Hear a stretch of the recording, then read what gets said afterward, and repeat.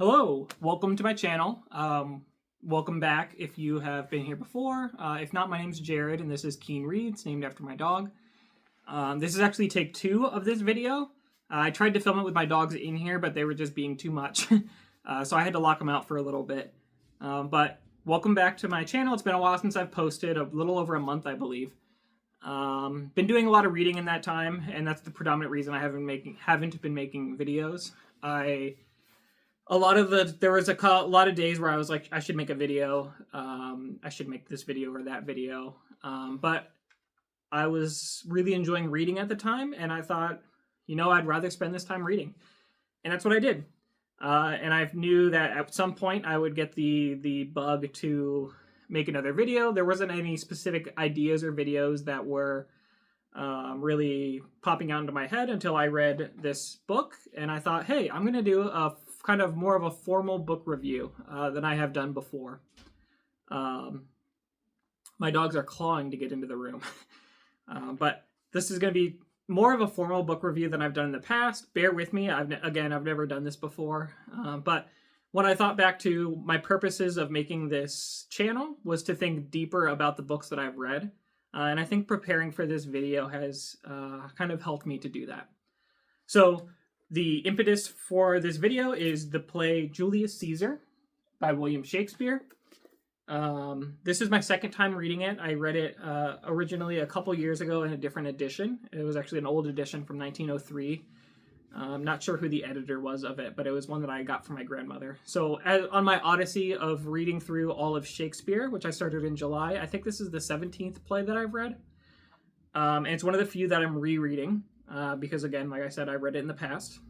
And it really stood out to me this time. There's a lot to it that stood out to me, and I figured, hey, I kind of want to think more about this book, and that's why we're here. So for references for this video, I'm going to be referencing, well, not really referencing, but all of the thoughts and ideas from this video are from these 3 books. So we have first of all, the play itself, Julius Caesar. This is the Art and Shakespeare edition with an introduction by David Daniel. So a lot of my thoughts are from this introduction. And then I took miscellaneous things from Shakespeare, or The Invention of the Human by Harold Bloom. And then The Meaning of Shakespeare by Harold C. Goddard. So any thoughts that I portray inaccurately in this video are my own. Anything else that sounds smart or makes sense is because I simply took it from one of these sources. So let's dive in. First, we'll talk about the sources for Julius Caesar. So this is kind of an easy one in that Shakespeare really had one source for this play. And as most of you know, almost every single Shakespeare play, I think everyone except maybe The Tempest, came from a primary source. And he really just does a really good job of taking boring stories, not boring, but taking flatly told stories and elevating them with his poetry. And he did the same here. So the predominant source that Shakespeare referred to was Thomas North's translation of Plutarch's Lives. So Plutarch's Lives was a book written it's parallel lives written by Plutarch, written in the 2nd century AD, I believe.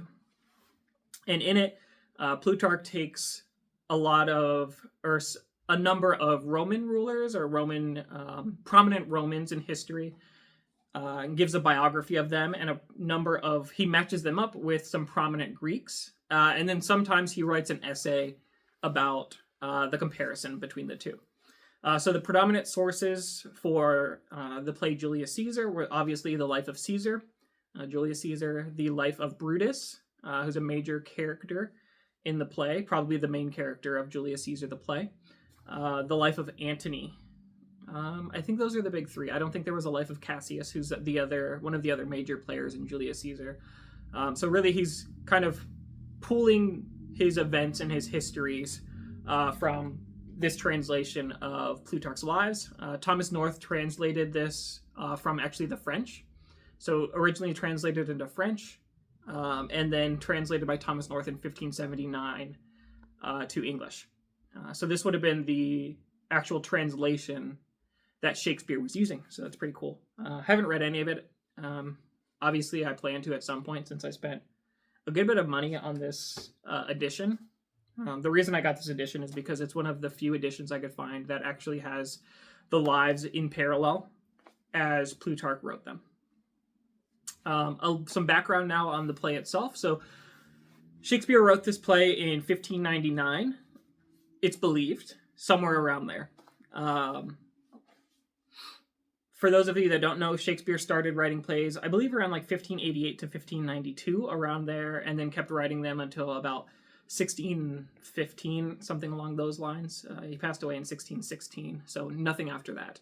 And I know he did have like a short retirement period, so probably stopped around 1614, 1615. So it's kind of smack dab in the middle. I think one of these sources said it was his 21st play that he wrote, and there's about 38 plays that are attributed to Shakespeare. So getting an idea of where it is in his body of work. It's the third tragedy that he wrote after Titus Andronicus and Romeo and Juliet, which were like 1592, 1595, and then this came in 1599. It's immediately following Henry V, and it's believed to be the play written prior to Hamlet. So after this, he moved on to Hamlet, is the general theory of what I could at least pick up. And actually, Harold C. Goddard, in his book Meaning of Shakespeare, calls it a bridge work, meaning that a lot of Shakespeare's histories were written prior to Julius Caesar. Like I said, only 2 tragedies were written prior to Julius Caesar, but a lot of the histories were. So the Richard plays, the Henrys, I think King John was written before this. I think most of them other than Henry VIII, because I think Henry VIII was one of his last plays. But a lot of the histories were written before this. The tragedies were written predominantly after this, specifically his like high tragedies, the big 4, being Hamlet, Macbeth, Othello, and King Lear, as well as Antony and Cleopatra. It's a bridge in another way as well, in that it's kind of... well, I guess this is what the point I was just making. But not only is it temporally between his histories and his tragedies, but it's also could serve as a bridge in that it is a history presented as a tragedy. Obviously, Julius Caesar was a real person, so this would categorize as a history if you are, if you want to classify it that way. And it's most definitely a tragedy as well. So kind of an interesting place in Shakespeare's body of work. I actually have notes today. I don't think I've ever written notes for a video. I have written notes for a video before, but I put them on my phone, and then I couldn't refer to them because I film with my phone. So this is the first time I've printed off notes.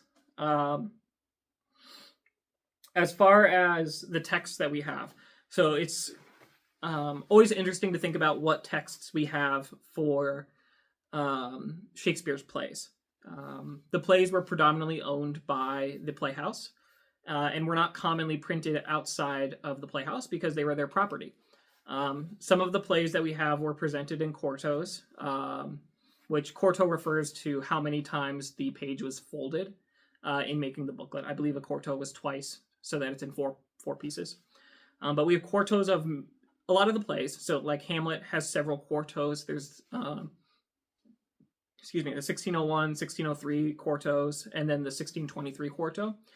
And that presents kind of a problem sometimes when it comes to what's the authoritative text. Because there's 2 issues. One is, for any play, other than I think Sir Thomas More maybe might have some papers that were actually written by Shakespeare, but for any play, all of the text that we have none of it is in Shakespeare's handwriting. They are all quartos or folios that were published based upon the plays or based upon some foul papers. But we have nothing directly from Shakespeare. We're always at least one step removed. And if we have multiple of these sources, then it presents a problem of which is the authoritative text. So for Hamlet, for example, there's 3 texts that you could use. There's the bad quarto, the good quarto, and then the folio. Julius Caesar is interesting in that of all the plays that I have encountered so far, it has not only one text, but it's a very correct text. So there were a number, I think 16 of the plays in the first folio were only presented in the folio. So we don't have a quarto of them. If it was not for the first folio being published, we would not have 16 of Shakespeare's plays, one of them being Julius Caesar. But there were a lot of issues in the quarto, or in the first folio, for a lot of the plays, issues with, there were different compositors, or people putting together the folio, and they had different methods. Some of them were more careful than others, and because of that, you have kind of some internal issues with the first folio, the plays in it. And there's even more issues if, say, you have the first folio plus a quarto, and those do not agree. King Lear is another example of that, where you have kind of two very different texts for King Lear. But Julius Caesar, we kind of do have one authoritative text, because not only do we have the first folio, or we only have the first folio, so whether that reflects Shakespeare's true intents or not, we'll never know. But we don't have conflicting information. And that folio was predominantly, or I keep saying predominantly a lot, was correct for the most part. There wasn't a lot of ambiguity in, for example, sometimes they switched prose and verse. The lineation was sometimes varied. Speech prefixes were changed. Just signs of editing. But from at least the introduction that I got from David Danielle, it seems like the Julius Caesar is one of the most complete and internally consistent texts. So that's kind of cool going into the this text, knowing that this is probably pretty close to what Shakespeare wanted to publish. There is also the time discrepancy in that the first folio was published in 1623. I already mentioned that due to some theater or stage records, we believe that this was published and performed around 1599. So that's a quarter of a century later. So there is a lot of time in there for Shakespeare's original intentions to have gotten twisted. But we make do with what we have. Going into a quick summary of Julius Caesar. So this play starts out with Caesar's triumphant return from a battle. And in the beginning of the play, he is kind of offered the crown to become a king by the people. And 3 times he is offered this crown, and 3 times he rejects it, refuses it. But it doesn't seem like he's genuinely refusing it. He's kind of refusing it, and then the crowd says, wow, he's such a great man. He's refusing to become our leader. He's refusing to overthrow the Republic, essentially. But he's almost refusing it and wanting them to say, like, wow, now we want him to be our king even more. And after the 3rd time, they stop offering him the crown. And the idea is, I don't think it's actually explicitly stated, that he's kind of like, wow, I wish they would have forced the crown upon me. Brutus, who is kind of Caesar's right-hand man, is approached by Cassius, another kind of higher up in the Roman government. And they discuss this. They're talking about... is Julius Caesar becoming mad with power? Is he trying to become a tyrant? And Cassius kind of convinces Brutus that this is true and gets him in on his conspiracy. And basically says, like, hey, I have a bunch of other people that are also in on this conspiracy. And you're the last piece that we need. He kind of makes it seem like Brutus should head this conspiracy. Fast forward, a day passes. There's a soothsayer who is kind of like a truth or what's the word for someone who predicts the future? I don't know. But he tells Shakespeare or Caesar to beware the Ides of March. Beware the Ides of March. And then the night before the Ides of March, which the Ides of March is the middle of March, so March 15th. Caesar's wife has a bad dream that he will be murdered on the Ides of March and tells him not to go out. But Caesar's hubris essentially convinces him to go out after being convinced by, I believe it's Casca, who's another one of the conspirators who kind of builds Caesar up and convinces him to go out to the Congress of the day. Lo and behold, he is assassinated, spoiler alert, by the group. Brutus, I believe, lays the last blow. At that point, Shakespeare gives Caesar, I keep saying Shakespeare instead of Caesar. Caesar gives his famous line, et tu, Brute, or et tu, Brute. I don't know if the A is at the end. But Latin for "and you, Brutus," as in saying, "You as well," or "You who I least suspected it are also in on this conspiracy." So they kill Caesar. There is some debate about whether they should kill Mark Antony as well, which we'll talk about a little bit later. They ultimately decide not to. The reasons that they are thinking about it is just because he is very aligned with Caesar. And they do not think would be on board with the conspiracy. So they kill Caesar. Mark Antony comes and he's like, "Wow, you guys killed Caesar." He kind of makes nice with them at first by saying, "I'm sure you had good reason for doing this." And then after Brutus agrees to let Mark Antony speak at Caesar's funeral. So fast forward a little bit to Caesar's funeral. Brutus gives a speech, basically saying that they had reason for doing so, because Caesar was becoming a tyrant. And then Antony speaks after Brutus leaves and basically gets them all riled up, and uses some high rhetoric to get the mobs, the plebeians is what they call them, up in arms against the conspirators. And basically they are disgraced. The mob tries to burn their houses. They end up killing Cinna the poet, Cinna, mistaking him for another man named Cinna who was a conspirator. They're just kind of blind with rage and wanting to destroy anything that they can associated with the conspirators. Fast forward a little bit, and we get to the Battle of Philippi, which is a battle between Brutus and Cassius's forces and the forces of Mark Antony and also Octavius Caesar, so Caesar's nephew. And at this battle, Cassius ends up killing himself, or asking Titanius, I believe is the name, to kill him, who's one of his servants, or his fellow soldiers, I would say. And then Brutus ends up winning like the first battle or something like that, but he knows he won't win the war. He eventually takes his own life, thus making him the tragic hero of the story. At the end, Mark Antony says something along the lines of, "Brutus was the truest Roman of them all." And that's it. There is some kind of discussion at the end between Mark Antony and Octavius, which is kind of a setup for Antony and Cleopatra. But I doubt that Shakespeare was like, "I'm setting up a sequel," because Antony and Cleopatra wasn't written until 1607, which was about 8 years later.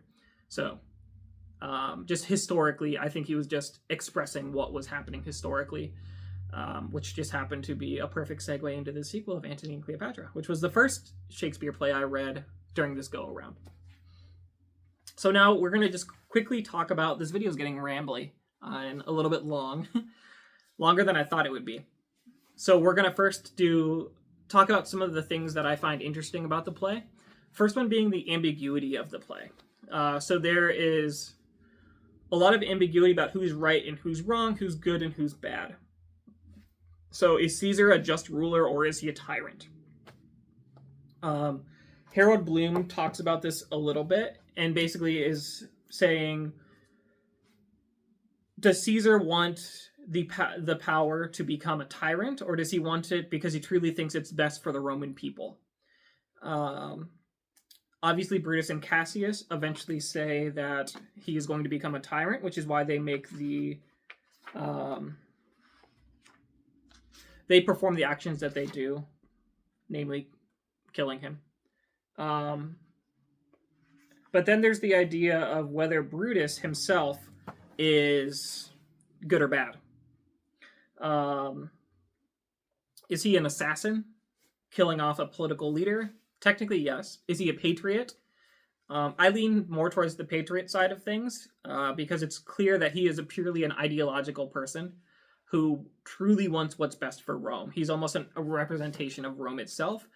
Whether what he is doing is best for Rome is left to interpretation, and I'm not really sure.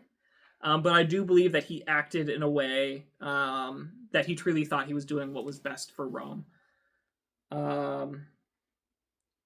Harold Bloom offers a comment on this where he basically said, well, I'll just read it. But it is particularly shocking that Brutus practices the overt self-deception of, and since the quarrel will bear no color for the thing he is, fashion it thus, which is completely taken out of context, so I do not expect you to be able to know what that is referring to. But then Harold Bloom explains, that is to acknowledge that there is no plausible complaint to make against Caesar. Fashion it thus means to make up your own anxious fiction and then believe in its plausibility. Caesar, contrary to his entire career, will become an unreasonable and oppressive tyrant only because Brutus wants to believe this.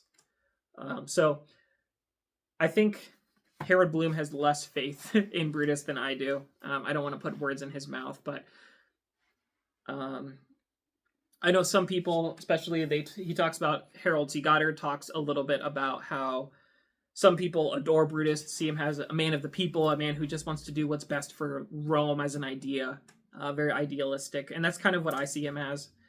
Some people see him as kind of easily persuadable, a little naive. Again, Cassius, there is this idea of, does Cassius really just convince Brutus to kill him? Sorry, just looking at my notes. He's kind of swayed by Cassius, and this gets into one of the faults of Brutus, which is he's fairly easily swayed, and I think this is what kind of makes him a tragic hero. He is swayed by Brutus or by Cassius, and his downfall is sparing Mark Antony. So Cassius, who's a little bit more cold-hearted, clear-minded, determined, says we need to take out Mark Antony as well, in which case Brutus goes on to say, no, I think we should just kill Caesar. The head, if we cut off the head, the limbs can't do anything, meaning Caesar's the head, the limbs are Mark Antony. And that ends up being his downfall. Plutarch ends up calling it his first fault, in that he let Mark Antony live. The second fault being that he allowed Antony to then speak at Caesar's funeral, which is the impetus to what caused the people to turn against Brutus and the conspirators. So one of the things I like about this play is the ambiguity that you can think about of whether Caesar was good or bad, whether Brutus was an assassin or a patriot. Did he have reason for killing Caesar, or did he fashion it his own, as Harold Bloom suggests? I also like the clarity in the prose. So everyone, for the most part, is pretty clear-minded and not too carried by emotion. Even when Portia, who is Brutus's wife, commits suicide, and this is revealed to Brutus, he obviously expresses a lot of emotion, but he never really becomes out of control. Whereas in Hamlet or Othello, you'll see those main characters just becoming almost incoherent, and, well, Hamlet feigns madness and speaks gibberish, essentially. And that never really happens in this play. So because of that, I thought it was an easier play for me to read. But it's not easier in that it's dumbed down. It's easier in that it's clear, I think. So there are still elevated passages, which I plan to read some of the passages at the end. But with all of the major characters being politicians, there's a lot of focus on rhetoric and kind of convincing people and manipulation. The last thing that I really liked about this play is the fact that I feel like the stakes were so much higher, and I knew the stakes as compared to some of the other histories or some of the other tragedies. So, for example, the murder of Caesar, whether you want to call it the murder or the assassination or whatever, is something everyone knows about. Beware the Ides of March. Et tu, Brute. Everyone knows this. Everyone knows the Roman Empire. There's that meme that guys think about the Roman Empire 3 times a day or 4 times a day or something like that. When was the last time you thought of the Roman Empire? And it's just so much more well-known than, say, the myth that Shakespeare based Hamlet on, or the histories of the Plantagenet kings. I don't think Plantagenet's how you say it, but King Henry's, King Richard's, the Edwards, from the 1400s. Shakespeare, Bloom actually says, Did I write it down? Bloom calls him the grandest figure, speaking of Julius Caesar, the grandest figure that Shakespeare will ever portray. But I know without reading this play the importance of the events being discussed in this play, which is, I cannot say the same for any of other Shakespeare's tragedies or histories. Like, the common person is not going to know about Coriolanus, who is also in Plutarch's Lives. But they will know about Julius Caesar for the most part. I think that's my review. I hope I convinced you to watch it or to read it. I'm going to just end with some of my favorite quotes. But if you want to turn off the video at this point, if you made it this far, I appreciate it. But just going to end with a couple quotes. So the first quote is going to be is a pretty famous one. In that John Green quotes it. So this is Cassius talking to Brutus when he's trying to convince him to join the conspiracy. Why, man, he, meaning Caesar, he doth bestride the narrow world like a colossus, and we petty men walk under his huge legs and peep about to find ourselves dishonorable graves. Men at some time are masters of their fates. The fault, dear Brutus, is not in our stars, but in ourselves, that we are underlings. So obviously The Fault in Our Stars is a very famous book by John Green, which I haven't read. John Green doesn't interest me so much. But if you guys really like it, convince me to read it. But just some really, really beautiful verbiage. And also introduces the theme of fate versus will, which is another common theme in this play. I'm just going to flip around and try to find some other things that I'd want to read. So this is Brutus talking to... Oh, another cool thing about Brutus that I thought, talking about his ambiguity. Is he a bloodthirsty man, or is he a caring, docile man? So he acts very tender towards his boy, Lucius, who's like his servant boy, and obviously loves his wife very much. Portia's a great character. But then after killing Caesar, he says, bathe ourselves to our elbows in his blood. So I think he's just a really fascinating character. But this is Brutus talking to Lucius. Well, actually, Lucius leaves, and he's talking to himself. But he's saying, since Cassius first did whet me against Caesar, I have not slept. Between the acting of a dreadful thing and the first motion, all the interim is like a phantasma or a hideous dream. The genius and the mortal instruments are then in council, and the state of man, like to a little kingdom, suffers them the nature of an insurrection. Some famous quotes I can read is Caesar. Obviously, this is probably the most famous quote from the play. Cowards die many times before their deaths. The valiant never taste the death but once. And then the rest of the quote. Of all the wonders that I have yet heard, it seems to me most strange that men should fear, seeing that death, a necessary end, will come when it come. There's just, I'm not going to read them all, but there's a series of just amazing speeches that, not Caesar, that, here's obviously Et tu, Brute. Maybe that's the most significant quote, or most well-known quote from this book. But there's a series of really beautiful speeches, persuasive speeches, at Caesar's funeral given by Brutus, followed by Mark Antony. Fun fact as well, Et tu, Brute is not in Plutarch's Lives, and it was not invented by Shakespeare. There were some Elizabethan plays from the early 1590s that used that verbiage. It was just made famous by Shakespeare. This is another quote I really like. So this is Cassius after they kill Caesar, which happens in the exact middle of the play. He goes, stoop then and wash. How many ages hence shall this our lofty scene be acted over in states unborn and accents yet unknown? And that's kind of a cool premonition that they knew in the moment that they were doing something significant that would be remembered forever. I'm going to, I think, skip all of Mark Antony's and all of those famous speeches. The line like Romans, countrymen, friends, lend me your ears is part of Mark Antony's speech as well. Friends, Romans, countrymen, lend me your ears. That's it. But yeah, this is getting a little bit long. This is, I think, my longest video. So I hope it was good. I hope you liked it. And I'm hoping that other books will spur me on and kind of help me to want to do a deep dive like I did with this book. But in the meantime, enjoy your reading, and thanks for watching.